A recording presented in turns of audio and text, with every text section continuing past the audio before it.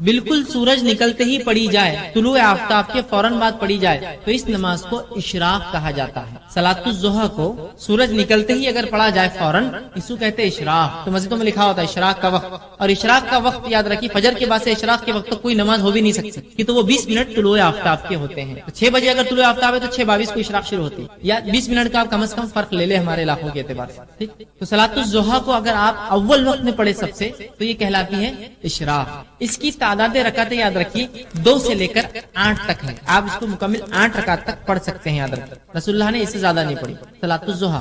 تو اگر آپ فوراً سورج نکلتے ہی پڑھتے 2 رکعت کر کے پڑھی، کم از کم 4 پڑھنا چاہیے، زیادہ زیادہ 8 کہتے ہیں لوگ، کوشش کیجیے۔ اگر آپ ایک سلام سے پڑھ رہے ہیں تو پھر 4 رکعت پڑھیے، اگر وہ 4 رکعتیں پڑھنا چاہتے ہیں ایک ساتھ، بہتر ہے کہ آپ 2 کر کے پڑھیں، اس میں زیادہ انشاءاللہ عزیز۔ یہ بھی بہرحال 4 رکعت میں ہر جی نوافل میں، لیکن سنت یہ ہے رسول اللہ نے عموماً نوافل کو 2 کر کے ہی پڑھا ہے، کوشش کیجیے 2 کر کے پڑھیں۔ تو 4 رکعت زیادہ زیادہ 8 پڑھی، تو فوراً سورج نکلتے پڑھے تو یہ نماز کہلاتی ہے اشراق۔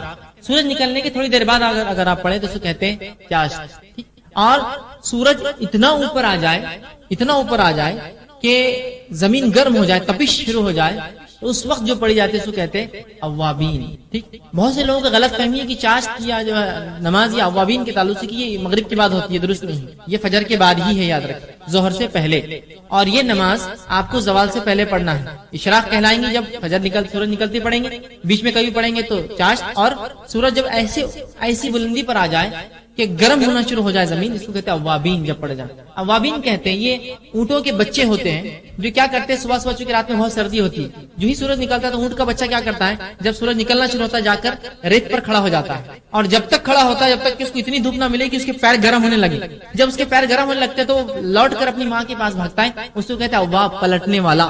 تو اونٹ کا بچہ پلٹ کر بھاگتا ہے اپنی ماں کے پاس کہ اب بہت گرم ہو گیا۔ اب ظاہر سی بات ہے ریت کو گرم ہونے اور اونٹ کے بچے کے کھر گرم ہونے کے لیے سورج اونچا ہونا ضروری ہے، اوپر آ جانا ضروری ہے، تبھی تو وہ تپش ہوں گی، جس کو ہمارے علاقے میں ہم کہیں گے 10 بجنا یا 11 بجنا، جب تپش صبح کی ہو جاتی ہے۔ اس کے بعد تو پھر زوال یاد رکھیے 11:30 ہوگا تو پھر تو زوال، پھر ہو گیا ٹائم ختم۔ تو آپ اس کو فجر کے بعد سے مطلب طلوع آفتاب سے لے کر زوال کے بیچ میں پڑھ سکتے ہیں۔ اول وقت میں پڑھی جائے تو اشراق، بیچ میں کبھی پڑھی جائے تو چاشت، اور آخر وقت میں 10:30 11 کے وقت تو یہ ہو جائے گا اوابین۔ اس کی رکعتیں یاد رکھیے 8 ہے زیادہ سے زیادہ، ٹھیک۔ آپ 4 کر کے 2 بار پڑھے، یا پھر 2 کر کے آپ جو 4 اور یا 8 تک آپ زیادہ سے زیادہ پڑھ سکتے۔ تو یہ رہا تیسری نفل نماز جس کا ہم اہتمام کر سکتے ہیں، اور تینوں ایک میں آگے بہرحال چاشت، اوابین اور جو ہے اشراق۔ تو ہے دور دور تک اس کو ولی مانتے ہیں، اس لیے میں وضاحت کر رہا ہوں۔ ایمان والا جیسا حق ہے، تقوی اختیار کرنے والا انسان اور سنت کے مطابق عمل کرتا۔ تو بہرحال اللہ تعالیٰ فرما رہا ہے جو میرے دوست سے دشمنی کرتا ہے میں اس سے اعلان جنگ۔ اب اندازہ لگا اللہ کا جو دوست ہوتا ہے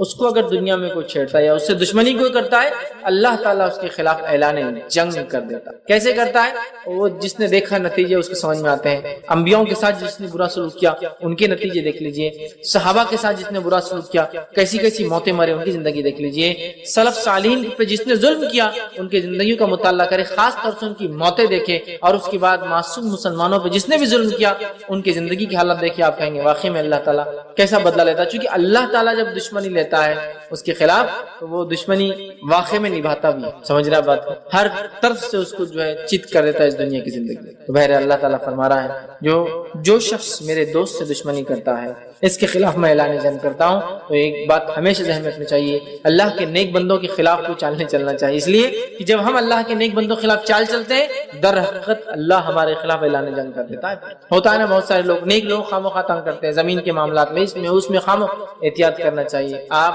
خطرناک زون میں جا رہے ہیں، آپ کو تکلیف ہو سکتی ہے، ٹھیک ہے۔ آگے آئیے سنیں، اللہ تعالیٰ فرماتا ہے اور میرا بندہ سب سے زیادہ میرا تقرب اس چیز کے ساتھ حاصل کرتا ہے جسے میں نے فرض کیا ہے۔ اللہ تعالیٰ فرما رہا ہے میرا بندہ سب سے قریب مجھ سے تب ہوتا ہے جب وہ میری فرض کردہ چیزوں کو پورا کرتا ہے۔ اللہ تعالیٰ فرما رہا ہے میرا بندہ میرے سب سے قریب کب آتا ہے؟ جب وہ چیز کرتا ہے جو میں نے اس پر فرض کی ہے۔ تو آپ اللہ تعالیٰ فرما رہا ہے میرا تقرب میرا بندہ سب سے زیادہ حاصل کرتا ہے اس چیز کے ذریعے جو میں نے اس پر فرض کیا ہے، یعنی فرائض کے ساتھ میرا تقرب حاصل کرنا ہی مجھ سے سب سے زیادہ میں، مطلب فرائض کے ذریعے میرا تقرب حاصل کرنا یہ مجھے سب سے زیادہ پسند اللہ اعلان کر رہا ہے۔ آگے آئیے پھر اللہ تعالیٰ فرما رہا ہے حدیث قدسی اور میرا بندہ نوافل کے ذریعے میرا تقرب حاصل کرتا، فرض سے سب سے زیادہ، فرض سے سب سے زیادہ، لیکن نوافل سے بھی کرتا ہے فرض کے بعد، مطلب فرض جو ادا کرتا ہے اس کی نفل قبول ہوتی ہے، بات یاد رکھیں۔ پھر اللہ فرماتا ہے پھر جب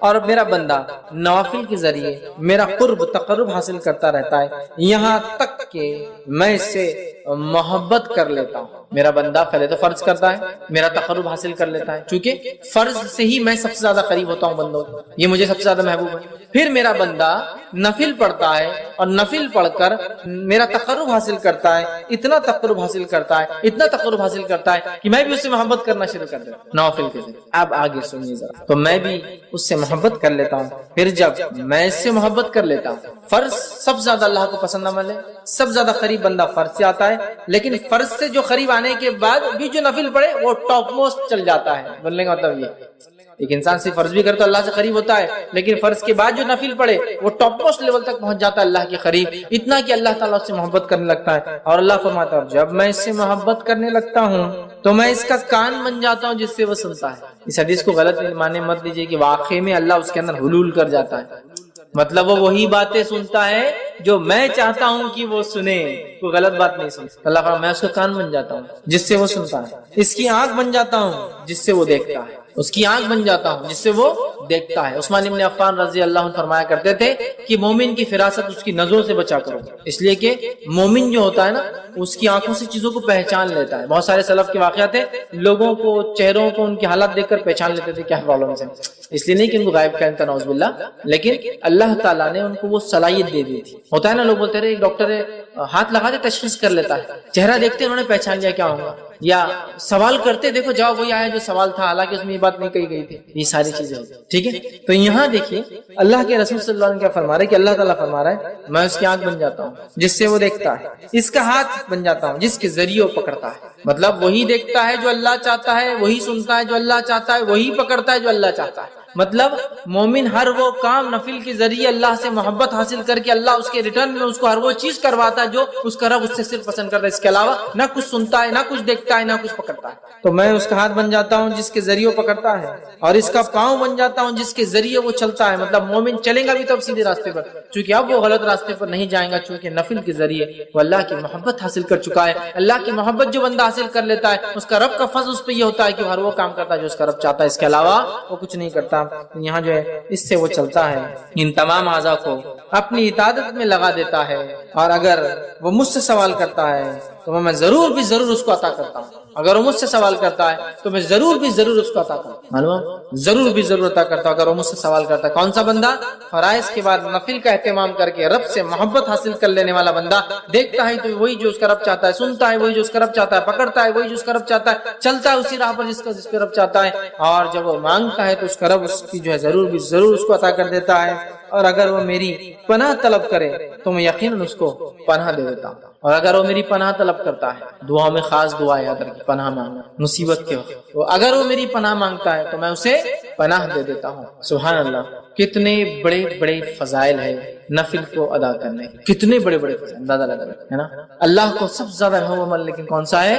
فرض ہے، یاد رکھیں، فرض نماز، مال میں فرض عبادت زکات ہے نا، اس کے بعد اللہ تعالیٰ نے رمضان کے ایک مہینے کے روزے، اس کے بعد حج، سب سے زیادہ محبوب عمل۔ اس کے بعد یہ کرنے کے بعد بندہ نفل کے اندر دوڑتا ہے، آگے بڑھتا ہے، فرض نماز کے بعد نفل نماز، فرض زکات کے بعد نفلی زکات، فرض روزوں کے بعد نفلی روزے، فرض حج کے بعد نفلی عمرے، نفلی حج بولتے ہیں اس کو حج صغیر، چھوٹا حج، وہ کرتا ہے تو اللہ سے اتنا قریب ہوتا ہے کہ اللہ محبت کرنے لگتا ہے۔ جب اللہ محبت کرنے لگتا ہے تو وہ جو دیکھتا ہے وہ جو اس کا رب چاہتا ہے، وہی سنتا ہے جو اس کا رب چاہتا ہے، وہی اس کے ہاتھ پکڑ دے اس کا رب چاہتا ہے، اسی راہ پر چلتا ہے، قدم چلتے ہیں جو اس کا رب چاہتا ہے، اور پھر جب اپنے رب سے مانگتا ہے اس کا رب اس کو پورا، اس کی دعاؤں کو پورا کرتا ہے، اور جب وہ پناہ طلب کرتا ہے تو اللہ تعالیٰ اس کو پناہ عطا کر دیتا ہے۔ میں سمجھتا ہوں بہت بڑے بڑے فضائل، بخاری کی روایت تھی، ہمیں پتہ چلے اس کے اندر کہ نفلی نماز کے ادا کرنے سے جو ہوتے ہیں، جس میں سب سے اہم چیز جو پتہ چلی وہ یہ ہے کہ بندہ اللہ سے قریب، اتنا قریب کہ ہر چیز جو اس کا رب چاہتا ہے وہی وہ کرتا ہے، اس سے ہٹ کر نہ کوئی چیز سنتا ہے، نہ دیکھتا ہے، نہ پکڑتا ہے، نہ اس راہ پر چلتا ہے۔ ہم میں ہر شخص چاہتا ہے ہم نیک بنے،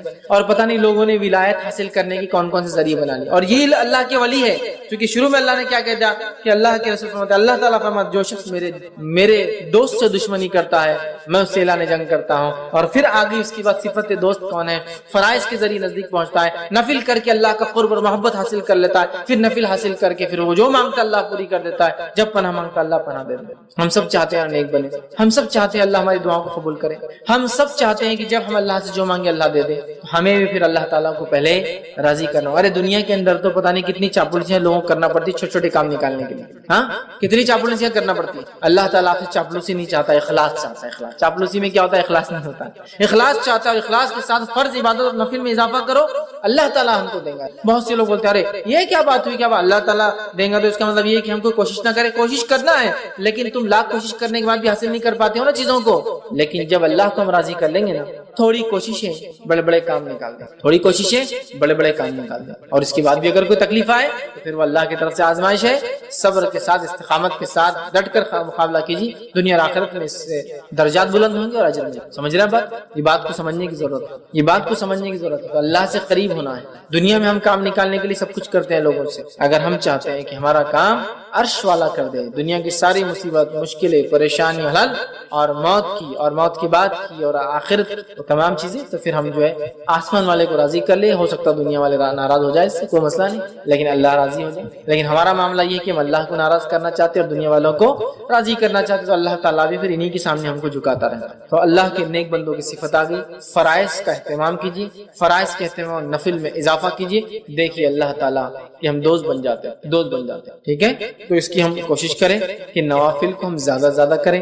نفل نماز کی فضیلت, اس لیے کہ عبادات اللہ رب العزت نے مختلف ہمیں دیے ہیں, اور یہ عبادت ظاہر سی بات ہے یہ ہمارے انسان کے نفع کے لیے ہوتی ہے. اور عبادتوں کے کرنے سے اللہ رب العزت خوش ہوتا ہے کہ اس کے بندے کو جو اللہ رب العزت نے کرنے کا حکم دیا ہے جس کو وہ پسند کرتا ہے. ظاہر سی بات اللہ تعالیٰ نے ہمیں وہی کام کرنے کا حکم دیا جس کو وہ پسند کرتا ہے, اور انہی کاموں سے روکا ہے جس کو ناپسند کرتا ہے. تو لہٰذا بندہ جب وہ کام کرتا ہے جو اس کا رب اس کے لیے پسند کرتا ہے, تو اس کا رب اس کے بدلے میں اس کو بہت سارے فائدے دیتا ہے.